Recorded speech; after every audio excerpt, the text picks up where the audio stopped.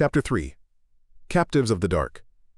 The fat black arrows on the orange-colored animescent fuel indicators stood at 0.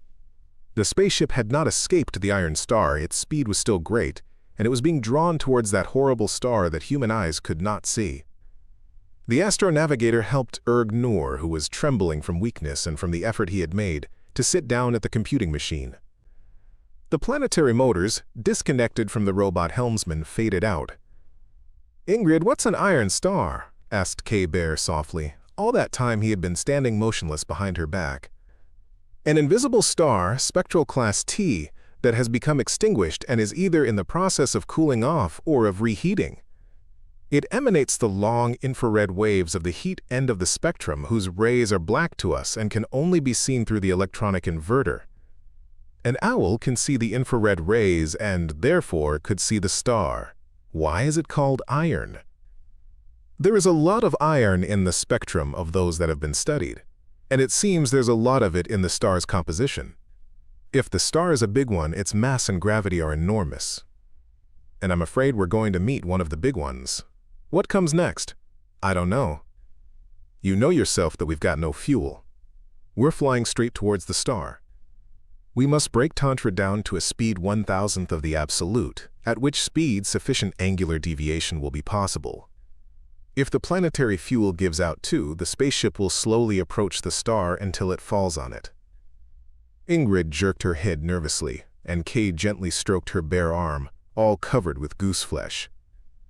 The commander of the expedition went over to the control desk and concentrated on the instruments. Everybody kept silent, almost afraid to breathe, even Nisa Greet, who, although she had only just woke up, realized instinctively the danger of their situation. The fuel might be sufficient to brake the ship, but with loss of velocity, it would be more difficult to get out of the tremendous gravitational field of the iron star without the ship's motors. If Tantra had not approached so close, and if Lin had realized in time. But what consolation was there in those empty ifs? 3 hours passed before Nur had made his decision. Tantra vibrated from the powerful thrust of the trigger motors. Her speed was reduced. An hour, a second, a third, and a fourth. An elusive movement of the commander's hand, horrible nausea for everybody in the ship, and the terrifying brown star disappeared from the forward screen and reappeared on the second. Invisible bonds of gravity continued to hold the ship and were recorded in the measuring instruments. 2 red eyes burned over Nur's head. He pulled a lever towards himself, and the motors stopped working. "We're out," breathed Pell Lin in relief. The commander slowly turned his glance towards him.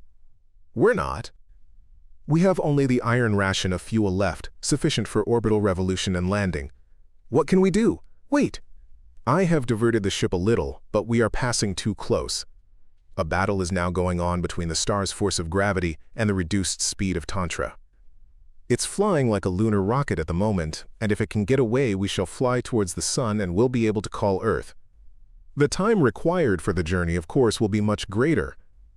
In about 30 years, we'll send out our call for help, and another 8 years later, it will come." 38 years! Bear whispered in scarcely audible tones in Ingrid's ear. She pulled him sharply by the sleeve and turned away. Nur leaned back in his chair and dropped his hands on his knees. Nobody spoke, and the instruments continued softly humming. Another melody, out of tune and therefore ominous, was added to the tuned melody of the navigation instruments. The call of the iron star, the great strength of its iron mass pulling for the weakened spaceship, was almost physically tangible. Nisa Greet's cheeks were burning, her heart was beating wildly. This inactive waiting had become unbearable. The hours passed slowly. One after another, the awakened members of the expedition appeared in the control tower. The number of silent people increased until all 14 were assembled. The speed of the ship had been progressively reduced until it reached a point that was lower than the velocity of escape, so that Tantra could not get away from the iron star. Her crew forgot all about food and sleep and did not leave the control tower for many miserable hours, during which the ship's course changed more and more to a curve until she was in the fatal elliptical orbit. Tantra's fate was obvious to the entire crew. A sudden howl made them all start. Astronomer Poor HYS's jumped up and waved his hands. His distorted face was unrecognizable. He bore no resemblance to a man of the Great Circle era. Fear, self-pity, and a craving for revenge had swept all signs of intellectuality from the face of the scientist. "Him, it was him," howled poor Hys's, pointing to Pell-Lin. "That clot, that fool, that brainless worm." The astronomer choked as he tried to recall the swear words of his ancestors that had long before gone out of use. Nisa, who was standing near him, moved away contemptuously. Ergnor stood up. "The condemnation of a colleague will not help us. The time is past when such an action could have been intentional." In this case, Nor spun the handles on the computing machine carelessly. "As you see, there was a 30% probability of error. If we add to that the inevitable depression that comes at the end of a tour of duty and the disturbance due to the pitching of the ship, I don't doubt that you, poor Hys's, would have made the same mistake." "And you?" shouted the astronomer, but with less fury than before. "I should not. I saw a monster like this at close quarters during the 36th space expedition. It is mostly my fault. I hoped to pilot the ship through the unknown region myself, but I did not foresee everything. I confined myself to giving simple instructions." "How could you have known that they would enter this region without you?" exclaimed Nisa. "I should have known it," answered Ergnor, firmly, in this way refusing the friendly aid of the astronavigator, "but there's no sense in talking about it until we get back to Earth." "To Earth," whined poor Hys's, and even Pell-Lin frowned in perplexity. "To say that, when all is lost and only death lies ahead of us." "Not death, but a gigantic struggle lies ahead of us," answered Ergnor confidently, sitting down in a chair that stood before the table. "Sit down. There's no need to hurry until Tantra has made 1.5 revolutions." Those present obeyed him in silence, and Nisa gave the biologist a smile, triumphant, despite the hopelessness of the moment. "This star undoubtedly has a planet, even two, I imagine, judging by the curves of the isograph. The planets, as you see," the commander made a rapid but accurate sketch, "should be big ones and, therefore, should have an atmosphere. We don't need to land, though. We have enough atomized solid oxygen." Ergnor stopped to gather his thoughts. "We shall become the satellite of the planet and travel in orbit around it. If the atmosphere of the planet is suitable and we use up our air, we have sufficient planetary fuel to land and call for help. In 6 months we can calculate the direction," he continued, "transmit to Earth the results obtained from Zirda and send for a rescue ship and save our ship. If we do save it." Poor Hys's pulled a wry face as he tried to hide the joy that kindled anew in his heart. "Yes, if we do," agreed Ergnor. "That, however, is clearly our goal. We must muster all our forces to achieve it. You, poor Hys's, and Ingrid Dietra, make your observations and calculate the size of the planets, Baron Nisa. Compute the velocity from the mass of the planets, and when you know that, compute the orbital velocity of the spaceship and the optimal radiant for its revolutions." The explorers began to make preparations for a landing should it prove to be necessary. The biologist, the geologist, and the physician prepared a reconnaissance robot. The mechanics adjusted the landing locators and searchlights and got ready a rocket satellite that would transmit a message to Earth. The work went particularly well after the horror and hopelessness they had experienced, and was only interrupted by the pitching of the ship in gravitational vortices. Tantra, however, had so reduced her speed that the pitching no longer caused the people great discomfort. Poor Hys's and Ingrid established the presence of 2 planets. They had to reject the idea of approaching the outer planet. It was huge in size, cold, encircled by a thick layer of atmosphere that was probably poisonous and threatened them with death. If they had to make a choice of deaths, it would probably have been better to burn up on the surface of the iron star than drown in the gloom of an ammonia atmosphere by plunging the ship into a 1,000-kilometer thick layer of ammonia ice. There were similar, terrible, gigantic planets in the solar system: Jupiter, Saturn, Uranus, and Neptune. Tantra continued to approach the star. In 19 days they determined the size of the inner planet, and it proved to be bigger than Earth.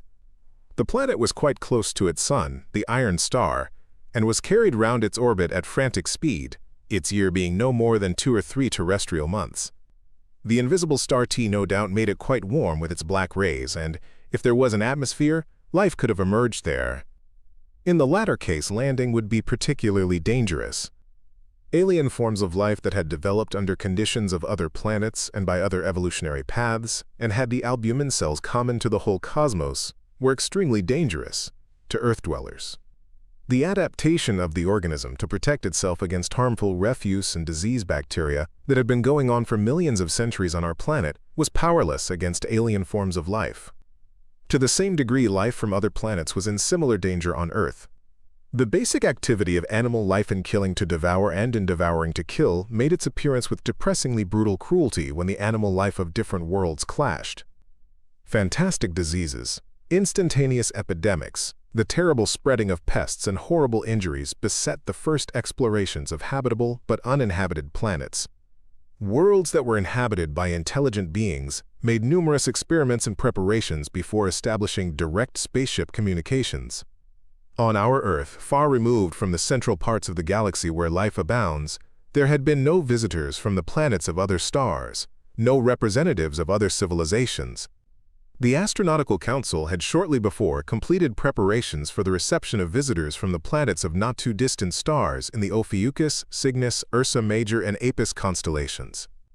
Nur, worried by the possibility of meeting with unknown forms of life, ordered the biological means of defense that he had taken a big supply of in the hope of visiting Vega, to be brought out of the distant storerooms.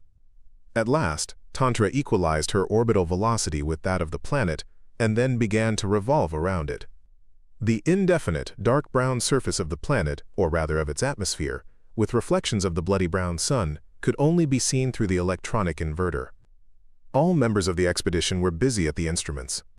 The temperature of the upper layers of the daylight side is 320 degrees on the Kelvin scale, rotation about the axis approximately 20 days.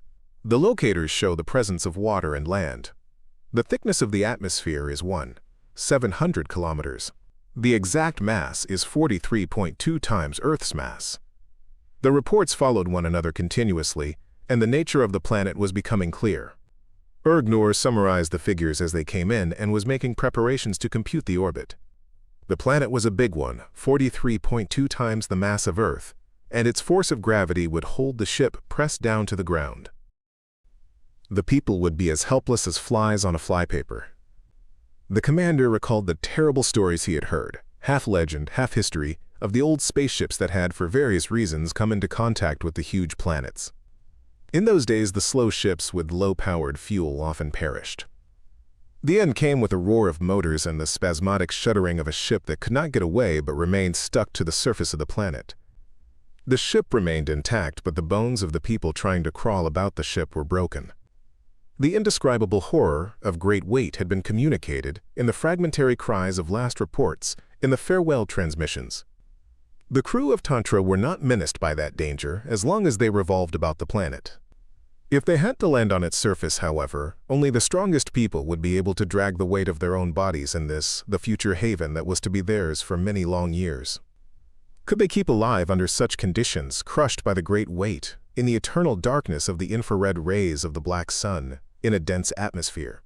Whatever the conditions were, it was a hope of salvation. It did not mean death, and, anyway, there was no choice. Tantra's orbit drew closer to the outer fringe of the atmosphere. The expedition could not miss the opportunity of investigating a hitherto unknown planet that was comparatively close to Earth.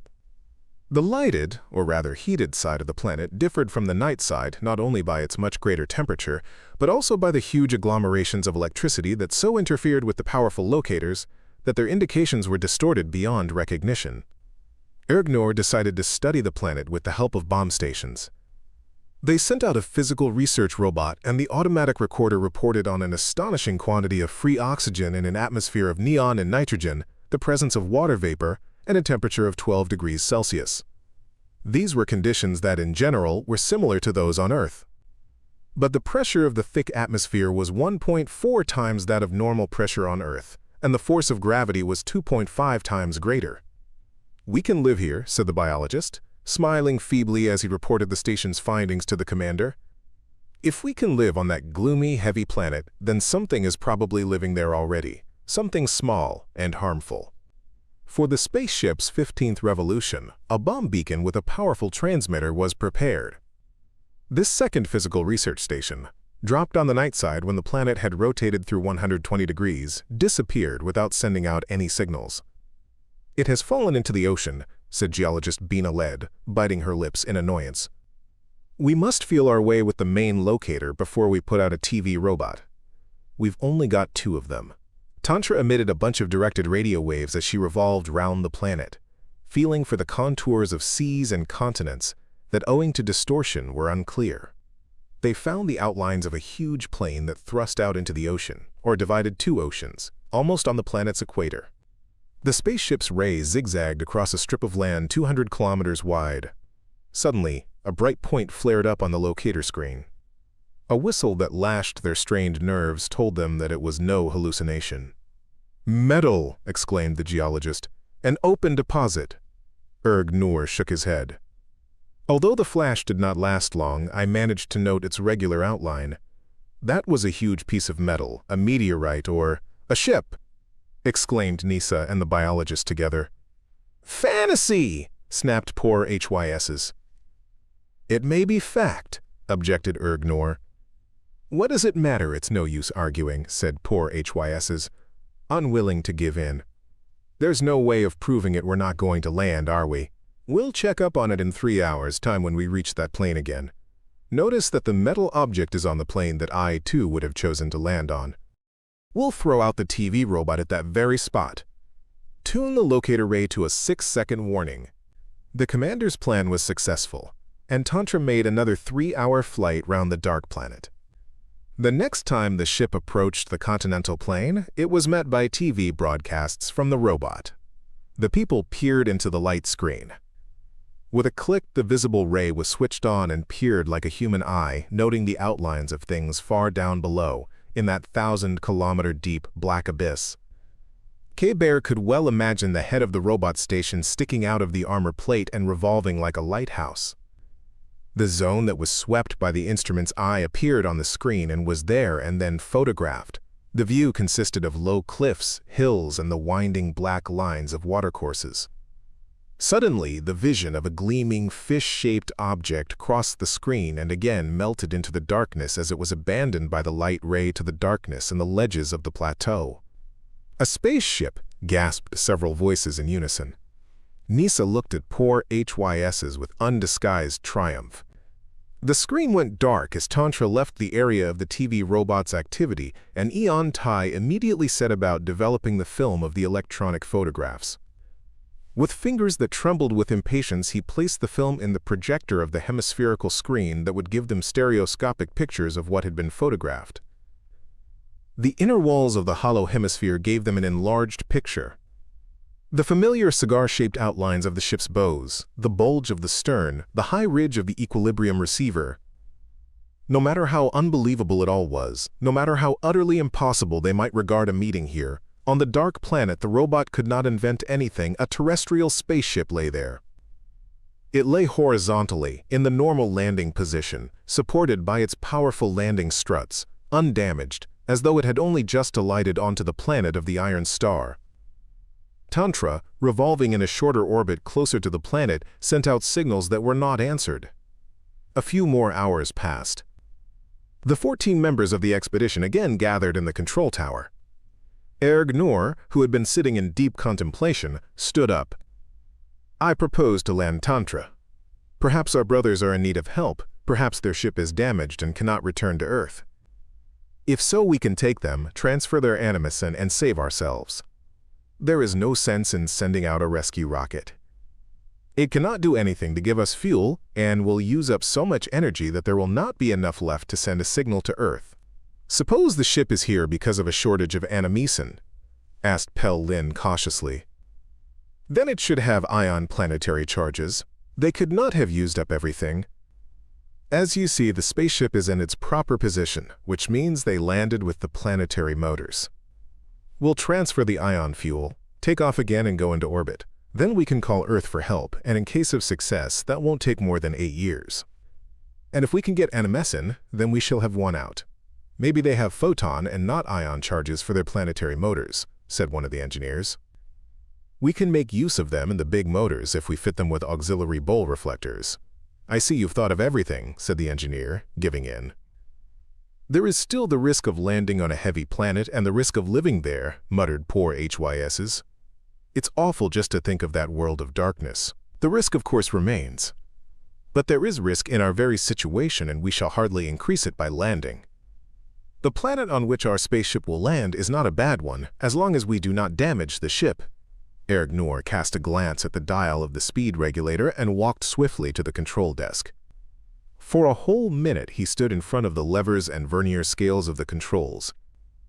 The fingers of his big hands moved, as though they were selecting chords on some musical instrument. His back was bent, and his face turned to stone.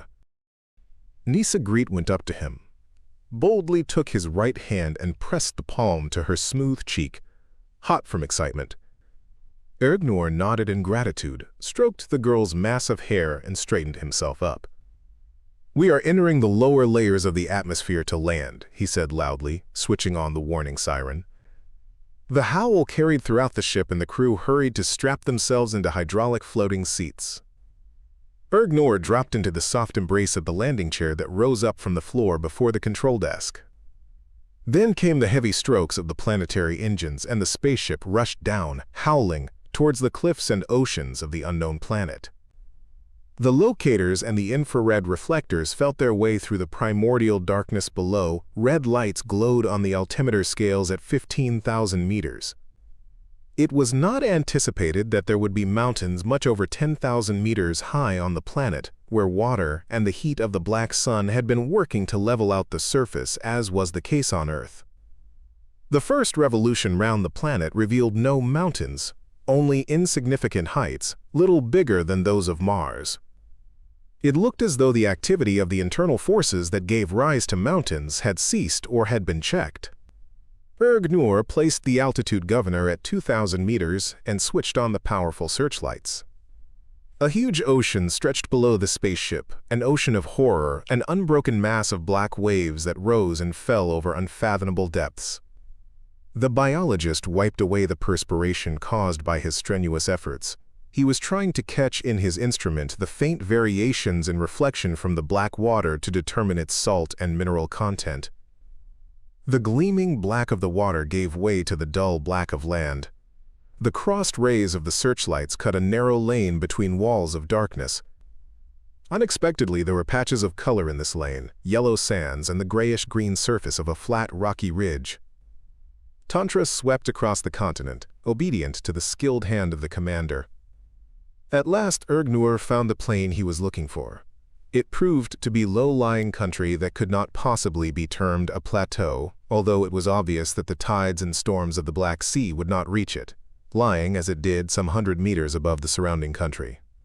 The locator on the spaceship's port bow whistled. Tantra's searchlights followed the locator beam, and the clear outlines of a first-class spaceship came into view. The bow armor, made of an isotope of iridium having a reorganized crystalline structure, shone like new in the rays of the searchlight. There were no temporary structures anywhere near the ship. There were no lights on board. It stood dark and lifeless and did not in any way react to the approach of a sister ship. The searchlight rays moved past the ship and were reflected from a huge disk with spiral projections as they would have been from a blue mirror. The disk was standing on edge, leaning slightly to one side, and was partly buried in the black soil. For a moment the observers got the impression that there were cliffs behind the disk, and that beyond them the darkness was blacker and thicker. Probably it was a precipice or a slope leading down to the lowlands. The deafening roar of Tantra's sirens shook the hull of the ship. Ergnor intended to land close to the newly discovered ship and was giving warning to any people who might be within the danger zone, that is, within a radius of some 1,000 meters from the landing place. The terrific roar of the planetary motors could be heard even inside the ship, and a cloud of red-hot dust appeared in the screens. The ship's floor began to rise up and then slip backwards. The hydraulic hinges of the landing seats turned them smoothly and soundlessly, keeping them perpendicular to the now vertical floors. The huge jointed landing struts slid out of the ship's hull, straightened out, and took the first shock of the landing on an alien world. A shock, a recoil, and another shock, and Tantra, her bows still swaying, came to a standstill at the same time as the engines cut out. Ergnor raised his hand to a lever on the control desk that was now directly over his head and released the jointed struts. Slowly, with a number of short jerks, the spaceship's bows sank towards the ground until the hull had assumed its normal horizontal position. The landing had been accomplished. As usual, the landing had shaken the human organism so strongly that the astronauts required some time to recover and remained semi-recumbent in their landing seats. They were all held down by an awful weight and were scarcely able to rise to their feet, like patients recovering slowly from a serious illness. The irrepressible biologist, however, had managed to take a sample of the air. "It's fit to breathe," he said. "I'll take a look at it through the microscope." "Don't bother," said Ergnor, unfastening the cushions of his landing chair.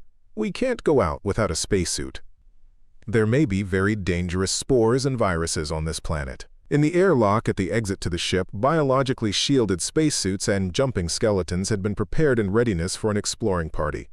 The skeletons were steel, leather-covered frames that were worn over the spacesuits and were fitted with electric motors, springs and shock absorbers to enable the explorers to move about under conditions of excessive weight. After 6 years, traveling through interstellar space, every one of them wanted to feel soil, even alien soil, under his feet. K-Bear, poor HYS's, Ingrid, Dr. Luma Lasvey, and 2 engineers had to remain on board the vessel to man the radio, searchlights, and various measuring and recording instruments. Nisa stood aside from the party with her space helmet in her hands. "Why do you hesitate, Nisa?" the commander called to her as he tested the radio set in the top of his helmet. "Come along to the spaceship." I, the girl stammered. "I believe it's dead. It's been standing here a long time." Another catastrophe, another victim claimed by the merciless cosmos. "I know it's inevitable, but still, it's hard to bear, especially after Zirda and Algrab. Perhaps the death of this spaceship will mean life for us," said poor HYS's, who was busy training a short-focus telescope on the other ship, which still remained unlighted. 8 members of the expedition climbed into the airlock and waited. "Turn on the air," ordered Ergnor, addressing those who were remaining on the ship, and from whom they were now divided by an airtight wall. When the pressure in the airlock had risen to 10 atmospheres and was higher than that outside, hydraulic jacks opened the hermetically sealed doors. The air pressure in the lock was so great that it almost hurled the people out of the chamber and at the same time prevented anything harmful in the alien atmosphere from entering the chamber. The door clanged to behind them. The rays of a searchlight lit up a clear road along which the explorers hobbled on their spring legs, scarcely able to drag their own heavy weight along. The gigantic spaceship stood at the other end of the beam of light, about a mile away, a distance that seemed interminable to them in their impatience. They were badly shaken up by their clumsy jumps over uneven ground covered with small boulders and greatly heated by the black sun. The stars made pale, diffused patches when seen through the dense, highly humid atmosphere. Instead of the brilliant magnificence of the cosmos, the planet's sky showed only a faint suggestion of the constellations, the pale, reddish lanterns of their stars unable to penetrate the darkness on the planet. The spaceship stood out in clear relief in the profound darkness of its surroundings. The thick, borated zirconium lacquer on the hull plates had been rubbed off in places. The ship must have been wandering about the cosmos for a long time. An exclamation, repeated in all the radio telephones, came from Eon Tai. With his hand, he pointed to the ship's smaller lift that had been lowered to the ground and stood with its door wide open. What were undoubtedly plants grew around the lift and under the ship's hull. Thick stems raised black bowls of parabolic shape nearly 3 feet above the ground. They had serrated edges, something like the teeth of a cogwheel, and it was difficult to say whether they were leaves or flowers. A mass of these motionless cogwheels growing together had an evil look about them. Still more disturbing was the silent, open door of the lift. Untouched plants and an open door could only mean that nobody had used that way for a long time, that the people were not guarding their tiny terrestrial world from that which was alien to them. Ergnor, Eon Tai, and Nisa Greet entered the lift, and the commander pressed the button. With a slight squeak, the machinery was set in motion, and the lift carried the explorers to the wide-open airlock. They were followed by the others. Ergnor transmitted an order to switch off the searchlight on Tantra, An instant later, the tiny group of Earth dwellers was lost in utter darkness. The world of the iron sun enveloped them, as though trying to absorb that feeble spark of terrestrial life pressed down to the soil of the huge black planet. They switched on the revolving electric lanterns in their helmets. The inner door of the airlock leading into the ship was closed but not locked and opened at a push. The explorers entered the central corridor and easily found their way through the dark alleyways. The spaceship differed but little from Tantra in its design. "This ship was built less than 100 years ago," said Ergnor, drawing closer to Nisa. The girl looked round. Through the silicolloid helmet, the commander's half-lighted face looked mysterious. "An impossible idea," he continued, "but suppose this is—" "Paris?" exclaimed Nisa. She had forgotten the microphone and saw everybody turn towards her. The explorers made their way to the chief room of the spaceship, the combined library and laboratory, and from there continued towards the ship's control tower in the bows. Staggering along in his skeleton, swaying from side to side and banging against the walls as he went, the commander reached the main switchboard. The ship's lights were switched on, but there was no current to keep them going. The phosphorescent signs and indicators still glowed in the darkness. Ergnor found the emergency switch, pressed it, and, to their surprise, the lamps glowed dimly, but to the explorers they seemed blindingly bright. The light in the lift must have gone on too, for they heard the voice of poor HYSs in their telephones asking about the results of the examination. Geologist Bina Led answered him as the commander had suddenly stopped in the doorway of the control tower. Following his glance, Nisa looked up and saw, between the four screens, a double inscription in the letters of Earth and the symbols of the Great Circle Paris. A line drawn under the word separated it from Earth's galactic call sign and the coordinates of the solar system. The spaceship that had disappeared 80 years before had been found in the system of the Black Sun, a system that had formerly been unknown and had been regarded as a dark cloud. An examination of the interior of the spaceship did not tell them what had happened to the ship's crew. The oxygen reservoirs were not empty. There were supplies of food and water sufficient for several years, but nowhere was there any trace or any remains of Paris crew. Here and there in the corridors, in the control tower, and in the library there were strange, dark stains on the walls. On the library floor there was another stain that looked as though something that had been spilled there had dried in a warped film of several layers. Before the open door in the after bulkhead of the stern engine room, wires had been torn apart and were hanging down. The massive uprights of the cooling system, made of phosphor bronze, had been badly bent. Everything else in the ship was in perfect condition, so that this damage, caused by a blow of tremendous force, could not be explained. The explorers were becoming exhausted by their efforts, but were unable to find anything that would explain the disappearance and undoubted loss of Paris' crew. They did, however, make another discovery, one of the greatest importance. The supplies of animation fuel and ion charges for the planetary motors were sufficient for the takeoff of Tantra and for the journey back to Earth. This information was immediately transmitted to Tantra and relieved all members of the expedition of that feeling of doom that had possessed them since their spaceship had been captured by the Iron Star. Nor would they have to carry out the lengthy work necessary to transmit a message to Earth. There would be, however, the tremendous task of transferring the animation containers to Tantra. This would not have been an easy task anywhere, but there, on a planet where everything weighed 3 times as much as on Earth, it would require all the skill and ingenuity of the engineers. People of the Great Circle era, however, were not afraid of difficult mental problems. On the contrary, they enjoyed them. From the tape recorder in the central control tower, the biologist removed the unfinished spool of the ship's logbook. Ergnor and the biologist opened the door of the hermetically sealed main safe, where the results of the Paris expedition were kept. The members of the expedition were burdened down with a heavy weight of numerous spools of photomagnetic films, logbooks, astronomical observations, and computations. They were explorers themselves and could not dream of leaving such a valuable find even for a moment. Dead-tired, the explorers were met in Tantra's library by their excited and impatient comrades.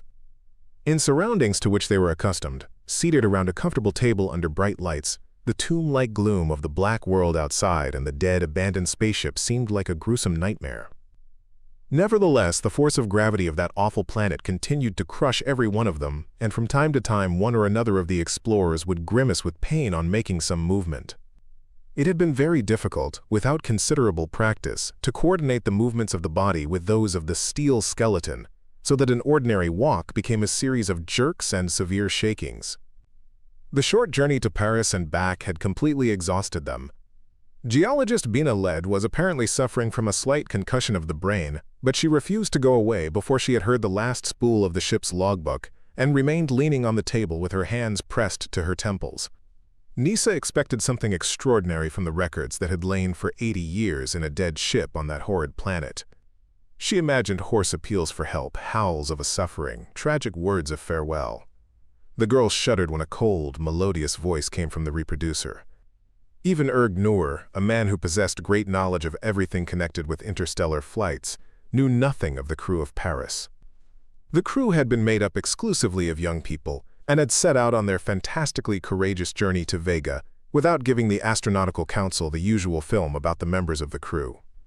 The unknown voice reported events that occurred 7 months after the last message had been sent to Earth. 25 years before that, in crossing a cosmic ice zone on the fringe of the Vega system, Paris had been damaged. The crew managed to patch the hole in the ship's stern and continue their journey, but it nevertheless upset the delicate regulation of the protective field of the motors. After a struggle that lasted 20 years, they had had to stop the engines. Paris continued going 5 years by inertia until she was pulled aside by a natural inaccuracy in the ship's course. That was when the first message had been sent. The spaceship was about to send another message when she was caught in the field of the iron star. Then the same thing happened to Paris as had happened to Tantra, with the difference that Paris was without motors and had been unable to resist. Nor could Paris become a satellite of the Black Planet, since the planetary motors, housed in the vessel's stern, had been wrecked at the same time as the Animesan motors. Paris landed safely on a low plateau near the sea. The crew set about carrying out 3 tasks of importance: the repair of the motors, the transmission of a message to Earth, and the study of the unknown planet. Before they had time to erect a rocket tower, people began to disappear mysteriously. Those sent out to look for them did not return. The exploration of the planet ceased. The remainder of the crew went out to the rocket tower only in a group, and for the long periods between spells of work that the strong force of gravity made extremely exhausting, they remained in the tightly sealed spaceship.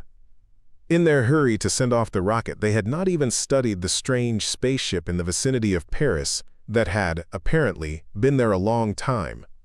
That disk flashed through Nisa's mind. She met the commander's glance, and he, understanding her thoughts, nodded in affirmation. 6 out of the 14 of Paris crew had disappeared, but after the necessary measures had been taken, the disappearances stopped. There then followed a break of about 3 days in the logbook, and the story was taken up by a young woman's high-pitched voice. Today is the 12th day of the 7th month, year 723 of the Great Circle, and we who have remained alive have completed the construction of the rocket transmitter. Tomorrow at this time.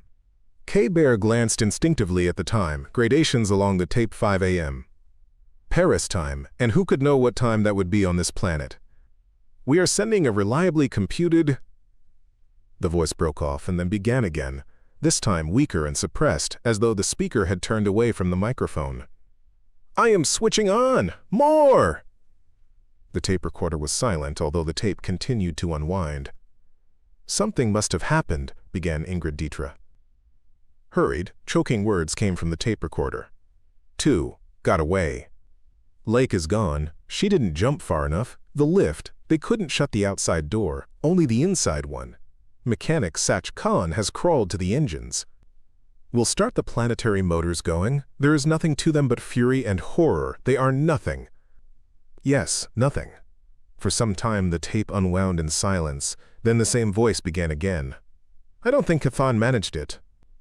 I'm alone, but I've thought of what to do. Before I begin. The voice grew stronger and then sounded with amazing strength. Brothers, if you find Paris, take heed of my warning. Never leave the ship at all. The woman who was speaking heaved a deep sigh and said, as though talking to herself, I must find out about Chthon. I'll come back and explain in detail. Then came a click, and the tape continued to unwind for about 20 minutes before it reached the end. The eager listeners waited in vain. The unknown woman had been unable to give any further details, just as she had probably been unable to return. Ergnor switched off the apparatus and turned to his companions. "Our brothers and sisters who died in Paris will save us. Can't you feel the strong arm of the man of Earth? There's a supply of animescent on the ship, and we've been given a warning of the mortal danger that threatens us. I have no idea what it is, but it's undoubtedly some alien form of life. If it had been elemental cosmic forces, they'd have damaged the ship and not merely killed the people. It would be a disgrace if we could not save ourselves now that we have been given so much help. We must take our discoveries and those of Paris back to Earth. The great work of those who perished at their posts, their half-century struggle against the cosmos, must not have been in vain." "How do you propose to get the fuel on board without leaving the ship?" asked K-Bear. "Why without leaving the ship? You know that's impossible, and that we have to go out and work outside. We've been warned and will take the necessary steps." "I suppose you mean a barrage around the place where we're going to work," said biologist Eon Tai. "Not only that, a barrage along the whole way between the two ships," added poor HYS's. "Naturally. We don't know what to expect, so we'll make the barrage a double one, a radiation and an electric wall. We'll put out cables and have a path of light all the way. There's an unused rocket standing behind Paris that contains sufficient energy for all the time we'll have to work." Bina Led's head dropped onto the table with a thud. The doctor and the second astronomer moved their heavy bodies with difficulty towards her. "It's nothing," explained Luma Lasvi, "concussion and overstrain. Help me get Bina to bed." Even that simple task would not have been performed very quickly if Mechanic Tehran had not thought of adapting an automatic robot car. With the help of the car, all the 8 explorers were taken to their beds. If they did not rest in time, organisms that had not yet adapted themselves to new conditions would break down. At this difficult moment, every member of the expedition was essential and irreplaceable. Soon, 2 universal automatic cars for transport purposes and road building were linked together and used to level the road between the 2 spaceships. Heavy cables were hung on both sides. Watchtowers with a protective hood of thick silica boron were erected at each of the spaceships. In each tower, an observer from time to time would send a fan-shaped bunch of death-dealing rays along the road from an impulse chamber. During the hours of work, the powerful searchlights were kept going all the time. The main hatch in Paris, keel was opened, some of the bulkheads were removed, and 4 containers of animescent and 30 cylinders with ion charges were made ready to load onto the cars. It would be more difficult to load them onto Tantra. They could not open the spaceship the way Paris was opened, and so allow whatever was engendered by the alien life of the planet, and which was probably lethal, to enter the ship. For this reason, they only made the necessary preparations inside the ship, but did not open the hatch. Interior bulkheads were removed, and containers of compressed air were brought from Paris. The plan was to blow a strong blast of air under high pressure down the shaft from the time the manhole was opened until the containers were loaded into Tantra. At the same time, the hull of the vessel would be screened by a radiation cascade.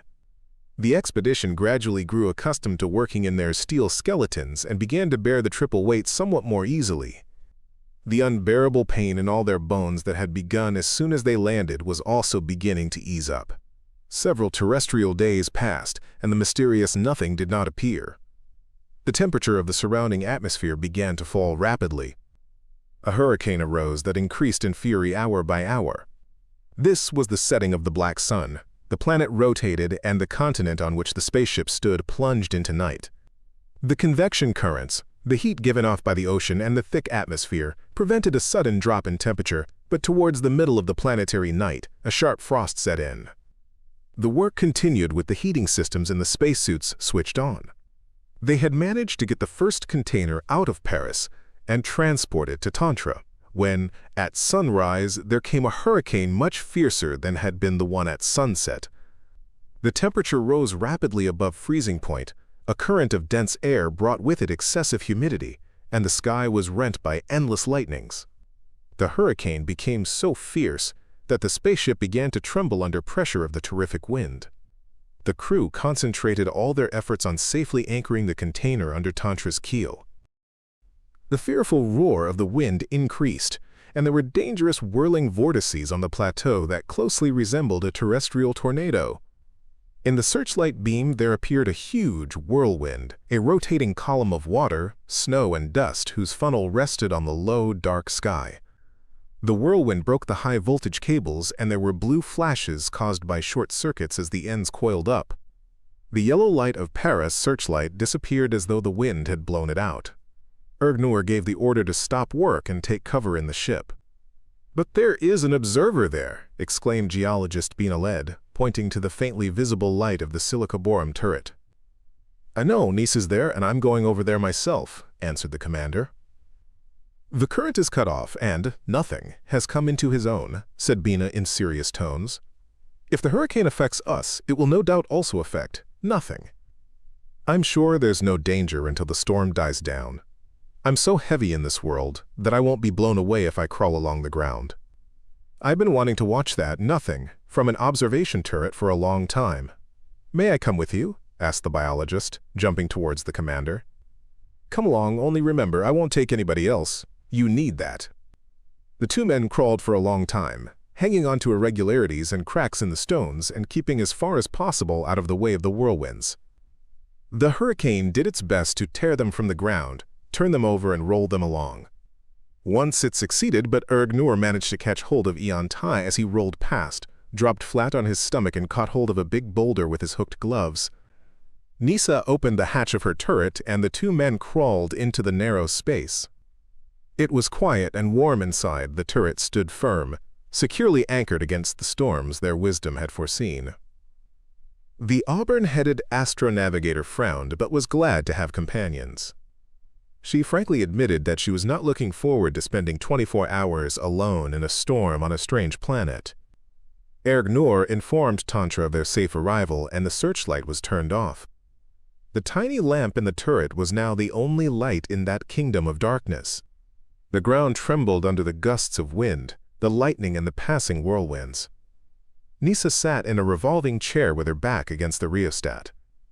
The commander and the biologist sat at her feet on the round ledge formed by the base of the turret.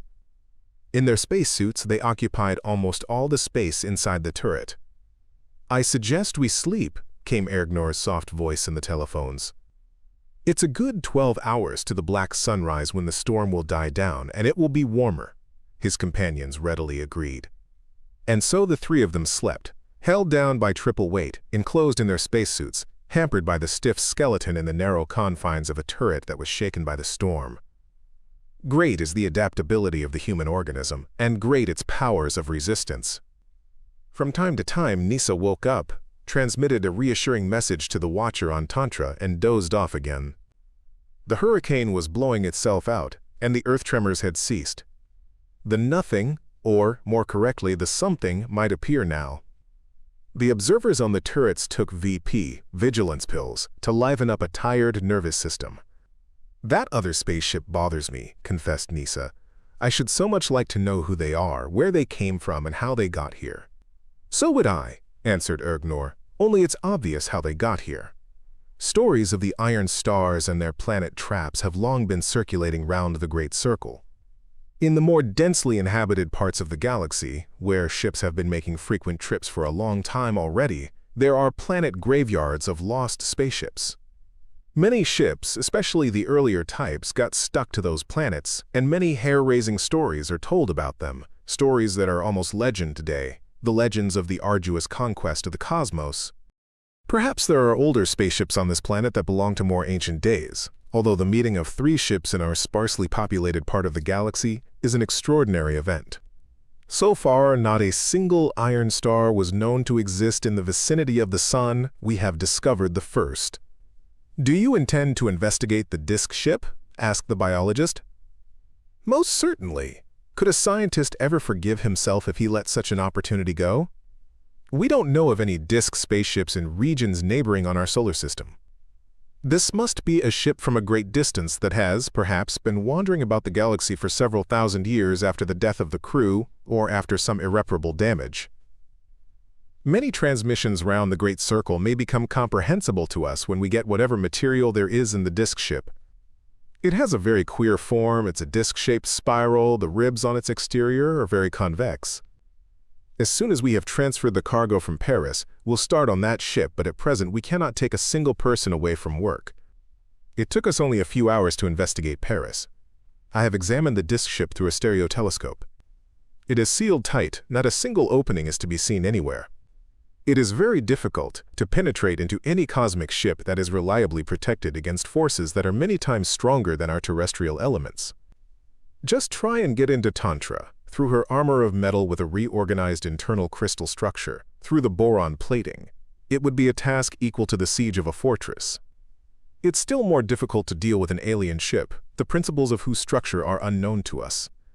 But we'll make an attempt to find out what it is. When are we going to examine what we found in Paris? Asked Nisa. There should be some staggeringly interesting observations made in those marvelous worlds mentioned in the message. The telephone transmitted the commander's good-natured laugh. I've been dreaming of Vegas since childhood, and am more impatient than any of you. But we'll have plenty of time for that on the way home. The first thing we have to do is get out of this darkness, out of this inferno, as they used to say in the old days. The Paris explorers did not make any landings, otherwise we should have found the things they brought from those worlds in the collection rooms of the ship. You remember that despite the thorough search we made, we found only films, measurements, lists of surveys, air tests, and containers of explosive dust. Ergnor stopped talking and listened. Even the sensitive microphones did not register the slightest breath of wind. The storm was over. A scraping, rustling sound came through the ground from outside and was echoed by the walls of the turret. The commander raised his hand, and Nisa, who understood him without words, extinguished the light. The darkness seemed as dense inside the turret, warmed up with infrared rays, as if it were standing in black liquid on the bed of an ocean. Flashes of brown light showed through the transparent hood of silicoborum. The watchers clearly saw the lights burn up and for a second form tiny stars with dark red or dark green rays. They would go out and then appear again. These little stars stretched out in lines that wavered and bent into circles and figures of 8, and slid soundlessly over the smooth, diamond-hard surface of the hood. The people in the turret felt a strange, acute pain in their eyes and a sharp pain along the bigger nerves of the body, as though the short rays of the brown stars were stabbing the nerve stems like needles. "Nisa," whispered Ergnor, "turn the regulator on to full and switch on the lights suddenly." The turret was lit up with a bright, bluish terrestrial light. The people were blinded by it and could see nothing, or practically nothing. Ian and Nisa managed to see, or did they imagine it, that the darkness on the right-hand side of the turret did not disappear immediately, but remained for a moment as a flattened condensation of gloom with tentacles attached. The something instantaneously withdrew its tentacles and sprang back into the wall of darkness that the light had pushed farther from the turret. "Perhaps those are phantoms," suggested Nisa, "phantom condensations of darkness around a charge of some sort of energy, like our fireballs, and not a form of life at all. If everything here is black, why shouldn't the lightning be black too?" "That's all very poetical, Nisa," objected Ergnor, "but hardly likely. In the first place, the something was obviously attacking, was after our living flesh. It or its brethren annihilated the people from Paris.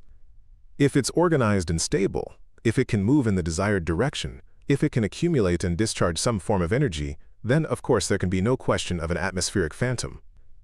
It's something created from living matter, and it's trying to devour us." The biologist supported the commander's conclusion.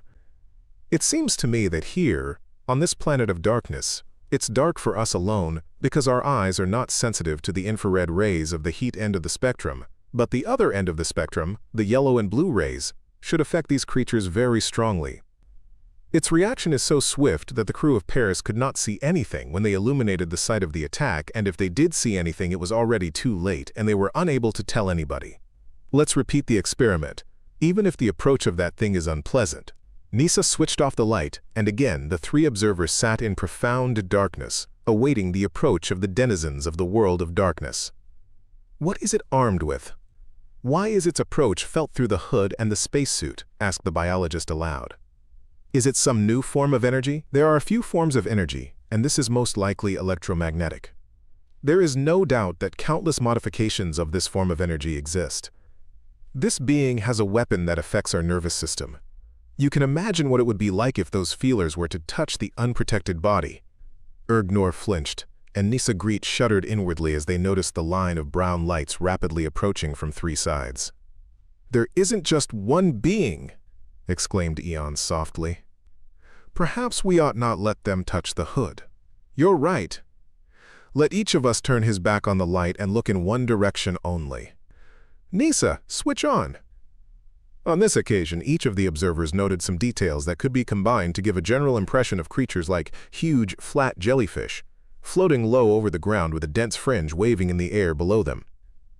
Some of the feelers were short when compared with the dimensions of the creature and could not have been more than a yard long. The acute-angled corners of the rhomboid body each had 2 feelers of much greater length.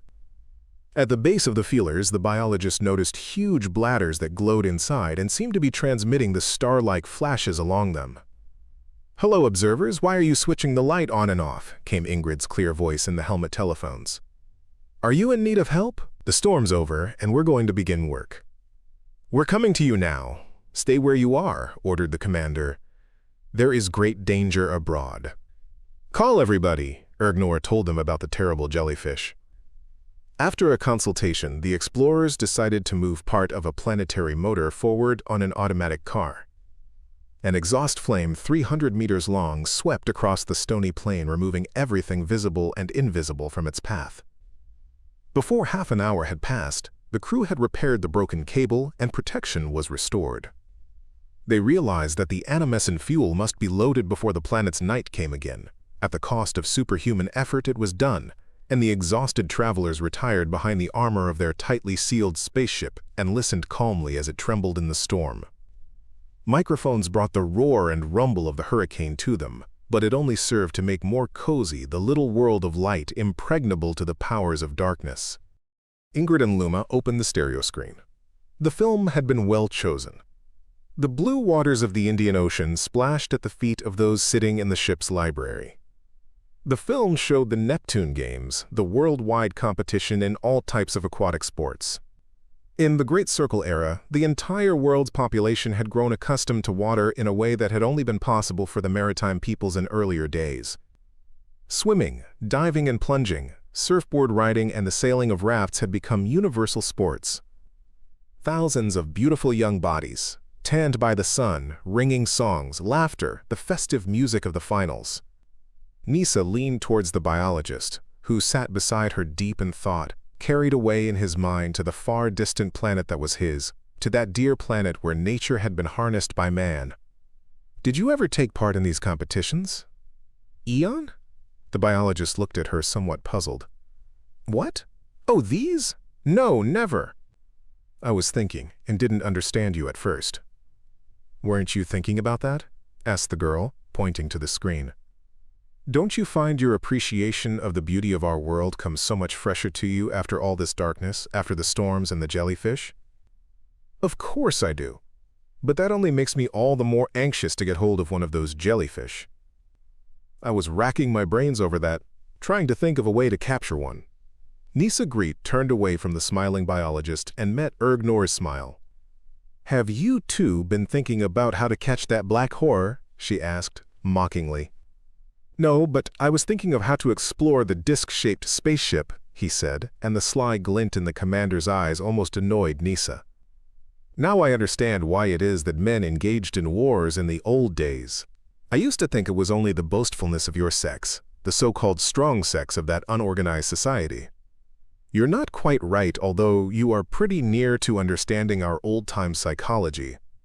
My ideas are simple. The more beautiful I find my planet, the more I get to love it, the more I want to serve it, to plant gardens, extract metals, produce power and food, create music, so that when I have passed on my way, I shall leave behind me a little piece of something real made by my hands and my head.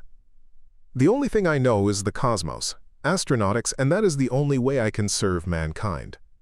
The goal is not the flight itself, but the acquisition of fresh knowledge, the discovery of new worlds which we shall, in time, turn into planets as beautiful as our Earth." "And what aim have you in view, Nisa? Why are you so interested in the disk spaceship? Is it mere curiosity? With a great effort, the girl overcame the weight of her tired arms and stretched them out to the commander. He took her little hands in his and stroked them gently. Nasa's cheeks flushed till they matched the tight auburn curls on her head. New strength flowed through her tired body. She pressed her cheek to Ergnor's hand, as she had done in the moment of the dangerous landing, and she forgave the biologist his seeming treachery to Earth. To show that she was in agreement with both of them, she told them of an idea that had just entered her head. They could furnish one of the water tanks with a self-closing lid, place a piece of fresh preserved meat, a rare luxury that they sometimes enjoyed in addition to their canned food, as bait, and, should the black something crawl inside and the lid close, they could fill the tank with inert terrestrial gas through a previously arranged tap and seal the edges of the lid. Eon was very enthusiastic over the resourcefulness of the auburn-headed girl.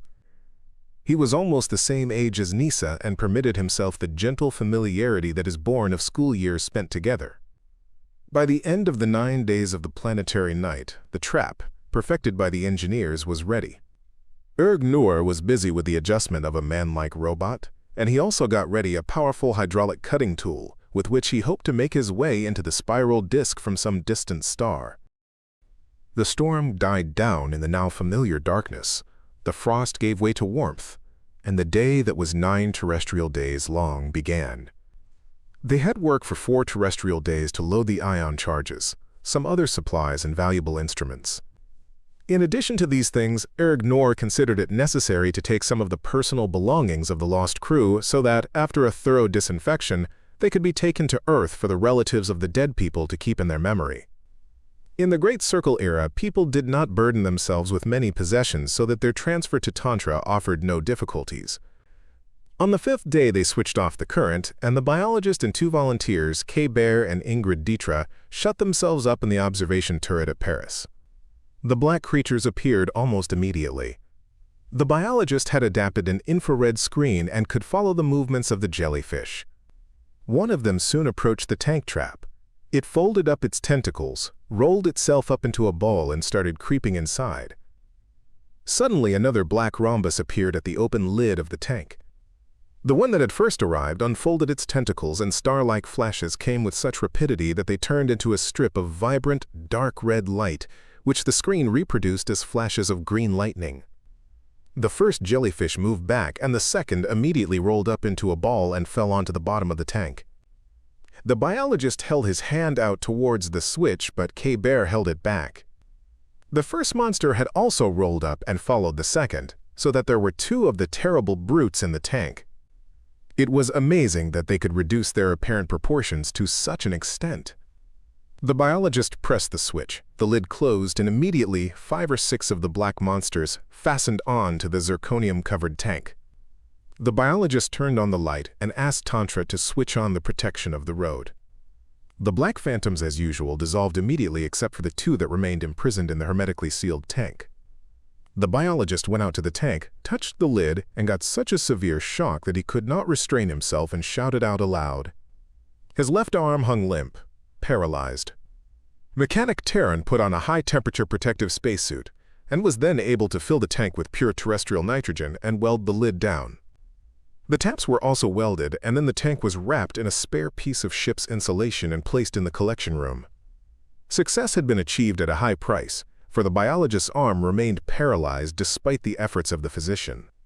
Eon Tai was in great pain, but he did not dream of refusing to take part in the expedition to the disk ship. Ergnor, compelled to submit to his insatiable thirst for exploration, could not leave him on Tantra.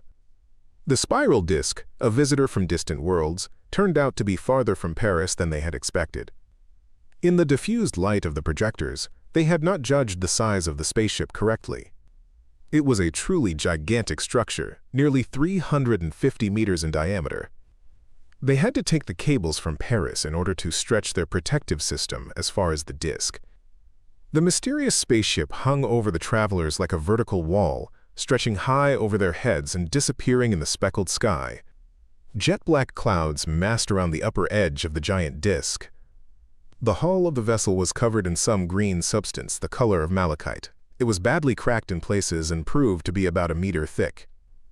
Through the cracks gleamed some bright, light blue metal that had turned to a dark blue in places where the malachite covering had been rubbed off. The side of the disk facing Paris was furnished with a protuberance that curved in a spiral 15 meters in diameter and some 10 meters thick. The other side of the disk, the side that was lost in the pitch darkness, was more convex, like a section of a sphere attached to a disk 20 meters thick. On that side also there was a spiral protuberance that looked like the end of the spiral pipe emerging from the ship. The edge of the gigantic disk was sunk deep into the ground. At the foot of this metal wall, the explorers saw that stones had melted and flowed away in all directions like thick pitch. They spent many hours looking for some sort of entrance or hatch. Either it was hidden under the malachite paint or dross, or the ship's hatches closed so neatly that no trace of them was left outside. They could not find any orifices for optical instruments or stopcocks for any sort of blast. The metal disc seemed to be solid. Erg-Nor had foreseen such a possibility and had decided to open up the ship with an electro-hydraulic tool capable of cutting through the hardest and most viscous covering of the terrestrial spaceships.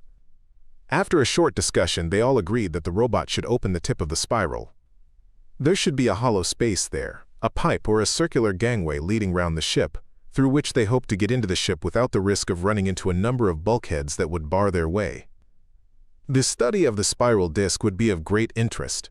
Inside this visitor from distant worlds there might be instruments and records, all the furniture and utensils of those who had brought the ship through such expanses that, in comparison, the journeys made by terrestrial astronauts were nothing but timid sallies into outer space. On the far side of the disk, the spiral came right down to the ground. A floodlight and high-voltage cable were taken there, and the bluish light that was reflected from the disk was dispersed in a dull haze, spreading across the plateau, as far as some high objects of indefinite shape, probably cliffs, in which there was a gap of impenetrable blackness. Neither the pale reflected light of the hazy stars nor the floodlights gave any feeling of ground in that black gap. It was probably a steep slope leading down to the lowland plain that had been seen when Tantra was landing. With a low, dull growl, the automatic car, loaded with the only universal robot on the ship, crawled towards the disk. The unusual weight did not make any difference to the robot, and it moved quickly to its place beside the metal wall. It resembled a fat man on short legs, with a long body and a huge head that leaned forward menacingly. The robot was controlled by Erg-Nor. In its four front limbs it raised the heavy cutter and stood with its legs placed firmly apart, ready to begin its dangerous undertaking. "Only K-Bear and I will direct the robot since we are wearing high-protection suits," said the commander in the intercommunication phone. "All those in light biological spacesuits will go farther away." The commander hesitated. Something penetrated into his mind, causing inexplicable anguish and made his knees weaken under him. The proud will of man had wilted away and given place to the dumb obedience of an animal. Sticky with perspiration from head to foot, Erg-Nor, with no will of his own, strode towards the black gap in the darkness. A cry from Nisa that he heard in the telephone brought him back to his senses. He stood still, but the power of darkness that had taken control of his psyche again drove him forward.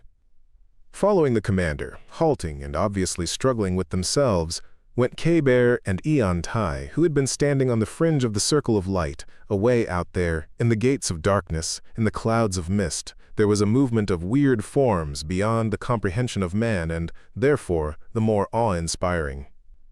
This was not the now familiar jellyfish-like creature. In the gray half-light there moved a black cross with widely outstretched arms and a convex ellipse in the middle. 3 points of the cross had lenses on them, reflecting the light of the flood lamp that scarcely penetrated the misty, humid atmosphere. The base of the cross was invisible in the darkness of an unilluminated depression in the ground. Erg-Nor, who was walking faster than the others, drew near the unknown object and fell to the ground about 100 paces away from it. Before the stupefied onlookers could realize that it was a life-and-death matter for their commander, the black cross had risen above the ring of cables. It bent forward like the stem of a plant, and clearly intended to lean over the protective field to get Erg-Nor. Nisa, in a frenzy that lent her the strength of an athlete, ran to the robot and started turning the control levers at the back of its head. Slowly and somewhat uncertainly, the robot lifted the cutter. Then the girl, afraid that she would be unable to work the intricate machine, jumped forward and with her body covered the commander. Serpentine streams of light or lightning came from the 3 points of the cross. The girl fell on Ergnor with her arms spread out on either side. Fortunately, the robot had by this time turned the funnel of the cutter, with its sharp instrument inside, towards the center of the black cross. The thing bent convulsively backwards, seemed to fall flat on the ground, and then disappeared in the impenetrable darkness under the cliffs. Ergnor and his 2 companions immediately recovered, lifted up the girl, and retired back behind the disc. The others had by this time recovered from the shock and were wheeling out the cannon improvised from a planetary motor. With a savage ferocity such as he had never before experienced, Ergnor directed the destructive radiation beam to the cliffs with their gate-like gap, taking special care to sweep the plane without missing a single inch. Eontai knelt on the ground in front of the motionless Nisa, calling her softly in the telephone and trying to get a glimpse of her face through the silicoid helmet. The girl lay dead still with her eyes closed. No sound of breathing could be heard in the telephone, nor could the biologist detect it through the spacesuit. "The monster has killed Nisa," cried Eontai bitterly as soon as Ergnor approached them. It was impossible to see the commander's eyes through the narrow slit in the high-protection helmet. "Take her to Luma on Tantra immediately." The metallic note resounded more strongly than ever in Ergnor's voice. "You too help her find out the nature of the injury. The 6 of us will remain here and continue the investigation. The geologist can go back with you and collect specimens of all the rocks between here and Tantra. We cannot remain on this planet any longer. Any exploration here must be carried out in high-protection tanks, but if we go on like this, we'll only ruin the whole expedition. Take the 3rd car and hurry." Ergnor turned round and without looking back made his way to the disk spaceship. The cannon was pushed forward. The engineer-mechanic who stood behind it swept the plane with it every 10 minutes, covering a semicircle with the disk at its center. The robot raised his cutter to the 2nd outer loop of the spiral, which, on the side where the edge of the disk was deeply sunk in the ground, was level with the robot's breast. The loud roar that followed could be heard even through the high-protection space helmets. Thin cracks appeared on the section of the malachite coating that had been chosen. Pieces of that hard material flew off and struck resoundingly against the metal body of the robot.